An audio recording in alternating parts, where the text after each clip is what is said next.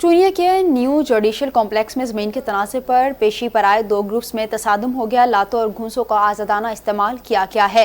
Group Jat और जट बरादरी में जमीन का तनाज़ा चल रहा था जो अदालत में ज़ेर समाअत था। आज दोनों ग्रुप्स ने आमना सामना होने पर झगड़ना शुरू कर दिया। लातों और घूंसों का आज़ादाना इस्तेमाल किया गया।